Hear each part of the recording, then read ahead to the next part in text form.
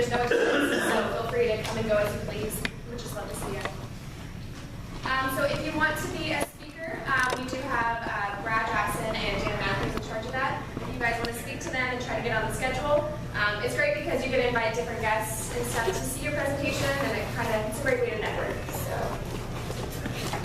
again, we have Dan Matthews speaking today. Dan is a well-being health coach who has been coaching full-time since 2010, focusing on life transformation, one healthy habit at a time. He has been optimizing a healthy lifestyle for 8 years. The biggest challenges we all face seem huge when we have to face them alone. He wants to bring you stand, facing some of the same challenges. As someone who has found success, he's excited about paying it forward. He's always looking at his next and new adventure. Last August, he participated in the Portland Providence Bridge Pedal for the 3rd time and 2nd time with his grandson. They are looking forward to participating again this year. How long was that? We did about 14 miles overall the bridges. Dan and his wife June have been married for 38 years and live in Vancouver. Looks like you guys bike together as well. Yeah. Nice. All right, everybody, please welcome Mr. Dan Matthews.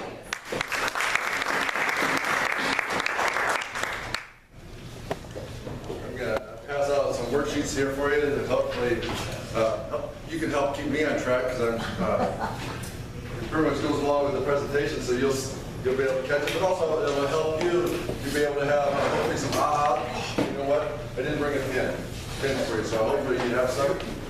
That's one thing I forgot going out the door. Sorry about that. But I'll use this worksheet here to help you to have some takeaways, and another way for you to learn what I'm sharing that you can apply to your life is by doing a little pen to paper, right? So the question is, change is all in the mindset. A lot of times we always have these great ideas, but first we've got to wrap our head around it, right? And sometimes that's not always the easiest. Like this little picture here says, negative thoughts, if I knew how bad they were, I wouldn't do them anymore. And so I always like to encourage people I work with, or even talking to you, is I encourage you not to listen to that self-chatter on the left side, because that'll just leave you left out. But if you listen to the right side chatter, you'll be right. And so I always want to be right, and I always want the people I'm working with to win and have success, so I always like to listen to the right side. So I just use that as an analogy for me because it helps remind me, quit listening to all this going on, because that's what I want to talk about, is how you can change this today by some of the tools and ideas I'm going to share with you. So that way, maybe when you have this rant going on, you go, yeah, you have the right side. One of the tools that I use in sharing with people, my clients I work with, or just anybody. Like yesterday I was at a fundraiser breakfast, and a gal's challenging with diabetes and staying on the program with what she's got set up with her doctors and stuff. So I just shared this with it: stop, challenge, and choose. Stop and think about it. This is what I want to do, whether it's what you eat, whether you're going to meet with someone, what time you go to bed, because you got to get up tomorrow morning for an early meeting somewhere. And challenge, because this is going to benefit what I want for the next step I'm going to take in myself. And then choose. There's nothing wrong with choosing left or right, but choose which one, and don't let it be a battle. So this is just a tool, or like another way I look at it, it's like at the stoplight. Yellow means you're supposed to slow down, so maybe you need to stop and think about it, right? We naturally ask questions throughout the day to determine the choices we are going to make. Some of your choices you're going to make all throughout the day, right, are automatic. Why? Because you've already gone through that learning process where it's become a habit of like today. You had a question, was it coming today? And you thought about it, and you said yes. Why? Because I'm speaking. No. Of course. Of course. But all throughout the day we're making choices, and we have questions. Some of them are automatic, and some of them aren't. I think someone shared here recently, brushing teeth. Hopefully it's automatic for you. It's a question, but you don't realize it because it's automatic. You've done it and you want to do it. So it becomes normal. But other ones, driving down the road, someone cuts you off. You have a question, whether I honk at them, I back off, I go around and show them that you're faster. What do? You have that question. And same with a phone call, maybe a cold call or a new client. Do I want to make that call? They scare me, And so you have that question. Because if you look at, it'll benefit them if I call them. And then if it benefits them, it benefits me, right? And so we have questions throughout the whole day. And what I'm going to talk about is from the book here that I'm talking from is Dr. Marilee Adams, and she has these two thoughts: judger mindset, learner mindset. So the judger mindset is more of that left side, right? That negative talk that we have in our head going on. Or the learner. And I'm going to give you some tools that you could use to apply to help you when you're in that judger mindset. And so I'm going to give you some ideas, and you'll see them as we go further. The judger mindset is that reactive, it's that pessimistic, closed-minded, judgmental. I was thinking this when I'm in that spot. I'm not always fun to be around. I can be a little grumpy. I can be short with you in talking. I know it's a shock, but it can happen. And sometimes when I'm in the judger mindset because of something maybe happened or didn't happen the way I thought it was, and I'm home, my wife says, maybe you need to go for a bike ride. You know, get some of that energy burned off and get out of my place. So that's true, I do. And it causes stress, right? And when you get this going on, or an interaction with someone, it might set you off in the wrong place. I had that happen to me yesterday. I was opening up the door and propping it, and someone came up behind me, and I went into the judger mindset because this person couldn't wait for me to get the door open because they had to get in the building right away. And so, just a little transparent, I was in the judger mindset. I went and told my wife, she says, is that where you want to stay? Like, all right, back on. But it was good though, because I got rid of it right away. So I switched and went, into the learner mindset. So some questions you might have when you're in that judger place. Why did I blow it again? How come they keep sabotaging me? It could be anybody, right? It could be your spouse, your kids, the doctor's office when they call them, who knows? Why do I hate? It could be, you feeling like, why do I hate whatever it is, making that phone call, getting up early, going, you name it. You fill in the blank what that could be for you, because it could be anything. Why am I so inconsistent? Why do I always give up?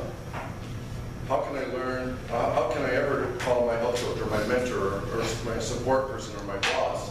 It could be anything that, how can I? Because they're sabotaging me, and I'm not consistent, so, my numbers are down, and so I can't call and talk to my boss or go into the meeting. So we go into that judger, that negative, that stressful moment when we have these going on. Some other questions. Why am I always so frustrated? Why can't I lose weight? Or why can't I ever, why bother? Because it's not going to do any good. Whose fault is it? Well, it's definitely not mine, right? What's wrong with me? Because why is it I can never do it? And they always do it. They always show up. Well, a lot of times when that happens, what do? We compare their best to our worst, and we just think they always got it made. But if we really talk to them, they have some of the same challenges you and I do, but we always, what do? We don't compare apples to pears, and so we always one-up them or one-up yourself. But then that's in a judger, right? How can I prove I am right? Because I don't want to let you know that I'm wrong, because you might judge me and then think different, So we always have those questions that are just putting us in a wrong position to have that great relationship with our clients, our customers, our patients, or our family, or friends. So how do we feel after that? Usually not the best. At least I don't. You just dampens your whole day. And how long are you going to let it stay there? I don't know if you've ever done this line, but someone will do something that sets me off in a negative way. You ruined my day. Well, really? No, they didn't ruin the day. I chose to let it ruin my day. So it's my responsibility. But when I'm in the judger mindset, I don't want that responsibility. It's their responsibility. And then it ruins my whole day. Really? Because when I get sometimes in a little funk, what do? I call a client. I call a coach. I call a friend. I tell my wife, like yesterday, with that door thing. I talk to her. And so how do I feel? I did something that took action, and it brought me up, because now I'm doing it for them. I'm not doing it for me. I get the negative spotlight off myself. So one of the ways when you have that, how am I feeling, one of those judger questions, is do that stop, challenge, and choose. Or just pause and go. You might need to do it to 10 of them. Or another one that I do sometimes, if I'm talking to someone and they challenging for me to listen to for whatever reason, or they're telling me something that, I have to go, I might have to take 10 drinks, but what that does is that stop, challenge, and choose, or the pause, take a breath, and help me just go, wait a minute, let me listen to where they're at, because I don't know where they came from. They could have just maybe had an accident. They could have just found out, something. And so, who knows why? The learner side is responsive, it's open-minded, it's curious, it's creative. It's funny, I thought of this morning as I reviewed the presentation. Every time I look at this, and before I even think about this, I just get like goosebumps. And I don't know why. Why? Because I'd rather be in the learner mindset. It makes me feel so much better. I like to be curious and creative because I've developed this over the last few years where that has become more of my normal. But it also is fun. And another new one that I've learned lately that it still sounds weird to me, but I like it. I like challenges. I used to almost run from them because I didn't want you to see that I wasn't capable of doing this, or I didn't want you to know that I couldn't pronounce your name or whatever. And so I wasn't curious. But now it's like a new game for me, so being challenged, I like it because now I learn and I can be creative and find out what's new. Like sometimes people say, you like talking to everybody, especially your clients. Don't you have some challenging clients? No. Some of them are a little more different than others and they need different attention. But that challenges me to be better, helps me to be open-minded and creative and look at what can I do to best support them where they're at instead of where I'm at. So it's funny how challenges actually are fun for me and the obstacles away, because when it's an obstacle, I get to practice some of this learned stuff and get to become better and how I go down my journey the rest of the time. Dan, can you instantly switch between a judger and a learner mindset? Can you? I mean, not just you personally, but like as a human, can we, like, is that it? Okay, you realize you're being judging and then like instantly switch to being a learner? You can. It takes practice, at least from my experience. I'll use an example. Yesterday, at this breakfast fundraiser, when I got up to the line, there was a small, like 8-inch plate, and then there was a 10 or 11-inch, whatever the bigger size plate was. I instantly went and used this and did the stop, challenge, and choose. No, I'll take the small plate. So you can. Is it always easy? No. It depends on how impactful the challenge is. An example of the door. Did I go, oh, she's okay, go ahead. No, I didn't. And honestly, I stayed there. I wasn't being a gentleman. Because I was opening the door for her, but she couldn't wait. She just bumped me. Honestly, I was wrong. So I went to my wife, and then I switched. So does it come easy or automatic every time? No. But the plate thing, it did. I mean, it was just instant for me. I just looked at it and go, oh, big. Question, answered, moved on. So yeah, not always. And that's what's neat about it. It's not where we need to, I'm going to get ahead of it because of what we need to do. There's times we need to give ourselves grace. I catch myself in that, judgmental thing, and then we beat ourselves up. It's like, I'm no good, I failed again. Give yourself grace. Like this gal yesterday, I was sharing with a challenge with her diabetes. She's having a problem with drinking water. So I says, give yourself grace. What can you do today? How are you doing? She's doing a cup at breakfast, one in between, and one at lunch. I says, I want to drink more. I said, this is where we practice grace. Can you add one more cup in the afternoon or one more in the morning? So what can you do? So I changed her from the judgmental where she was looking at, I can't do this, it's so hard. But so I said, what can you do? Can you just add one? So it's a process. And that's why, and working with clients that I work with, I don't ask them to do everything all at once. Because it becomes overwhelming. It's like I was talking to Paul earlier about riding a bike. He did the 100-miler this weekend. I said, the most I've ever done is 35. So could I join him this weekend? Maybe not. But I could have rode 50 miles probably. Why? So maybe next month I could ride 100. And so yeah, it's a process of what you can do to build on it and become better. Some of them, it's automatic. And you'll experience that whether it's in your relationship with people or at work, or calling somebody. With you calling on some prospects with some of them are you just automatically hit it off. And then other ones, it takes process either for them to get to know you, trust you, like you, find out you have similar likes. And then other times it's like, it's a lot of work. But even if they're a lot of work, you know you're going to make them better because you know what you have to offer them is going to benefit them. So it's worth it. Why? Because when you know that they have learned what you're sharing with them, you become better because now you've been challenged and become better. And now what can I do to help them? Now you're better. So it's a win-win for everybody. But it's a process. So more learning questions. So how am I feeling? Do I want to be like this? This is what you would have if you were in the judgment. You want to ask the learner ones. What are the facts? Here we go. Can I extend grace to myself or the other person? Do I want to have better what? Can I see myself accomplishing what I want? Will I allow myself to believe that it is possible for me? Sometimes when I work with other people, they don't think it's possible, whatever it is that I'm working with them. So I tell them, I will believe in you until you can believe in yourself. Because we need some of those small steps of increment and improvements of continual habits, whatever it may be, whether it's calm cold clients, whether it's drinking that water, whether it's going to bed on time, getting up on time. So it takes process. Well, I allow myself to believe that it's possible. Am I willing to make changes?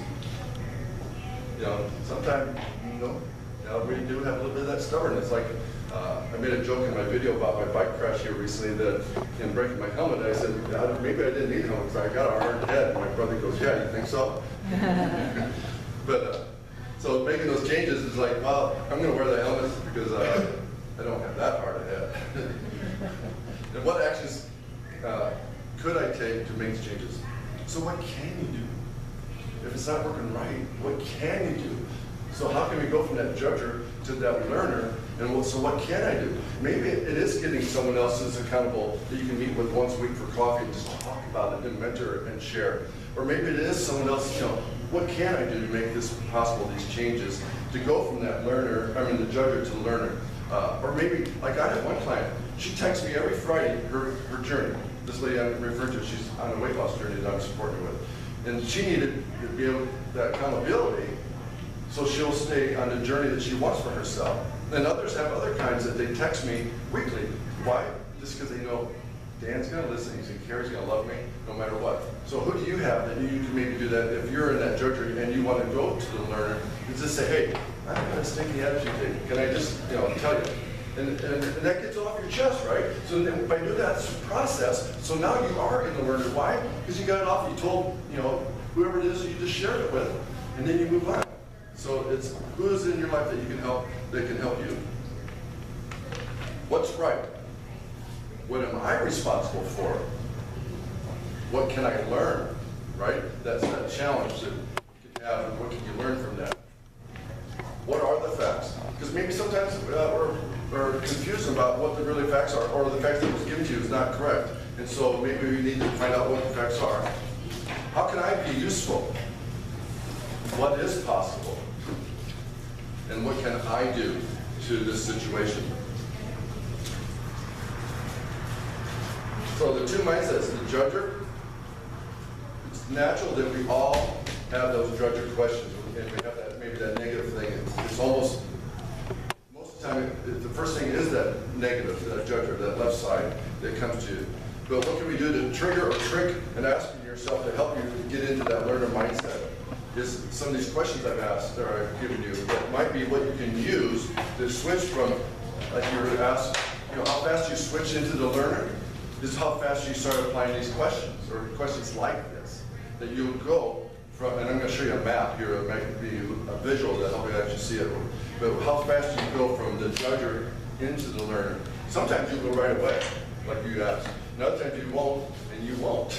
Or, halfway down the road, you do. And that's awesome.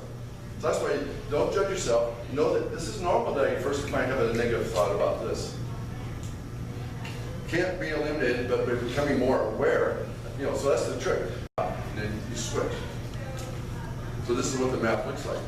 So see, you can wherever you're at, you could go into the judger and you just keep on going, and then you end up down in the muck, right? And then my day's ruined all because of you. You know, you end up all the way down there.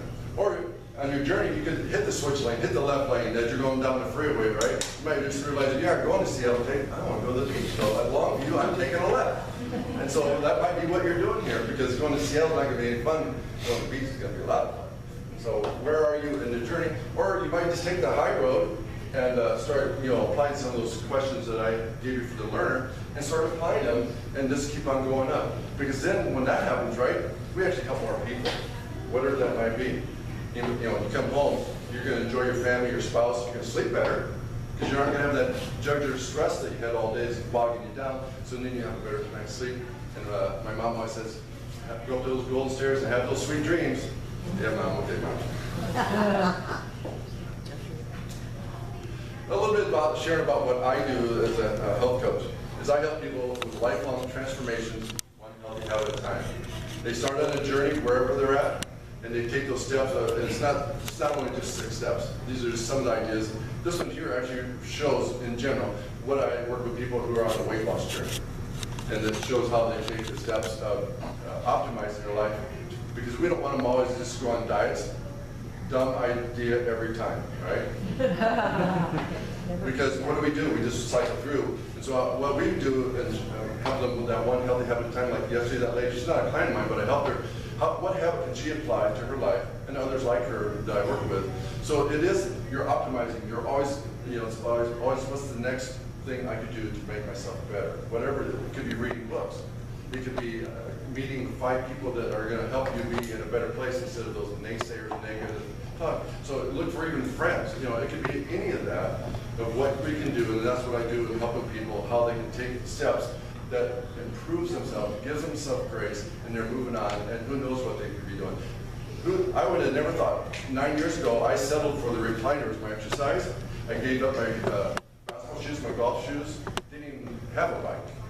And so now, at 63 years old, I'm not playing basketball yet. I shoot my grandkids out the driveway, but I am riding a bike, and I am working out 5 days a week. I have 4 exercise pieces of equipment in the spare room, plus 4 exercise and a bike. So I am doing stuff now. Why? Because I started applying this to my lifestyle. And why are we different in what I do? We offer our clients 4 components. We offer them the health coach, who gives them the accountability, the support, the encouragement, the cheering. Depends on what they need. So we always try to ask you, our clients, do you need a drill sergeant? Or do you need a cheerleader? And some need it in the middle. So wherever it is. And sometimes I have one on the coast. I said, I give you a boot in the booty, because he says, I need that. I said, I can do that. And then this is what we do when I first set up and meet with people, show them the well-being health evaluation. Help them evaluate where they are today when I'm meeting with them, and find out what they want to work on. They take this well-being evaluation, and they score themselves and find out whether they want to work on healthy body, mind, or finances. Because I know whenever they start working on one of them, it's going to affect the other ones in some form.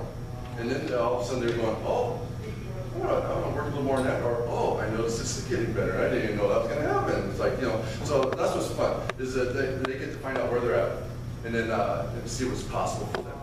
And so we do that when we work with them. So I want to offer you, or anybody you know, that would be wanting to have this well-being evaluation where I sit down with a coffee or a phone call with you and or someone you know. I'm offering that, and if you're interested, or if you're interested in someone that you know, give me your business card afterwards, and I'll get a hold of you, and we'll set up a time of a coffee or a phone call with whoever you know or you, and because I want to help people be able to move beyond just where they think they can be, but where it's possible, and believe in themselves, and go from that judger thinking nothing's possible for them to get better, but how they can switch lanes and go on and be successful. Thank you. Any questions? Any thoughts?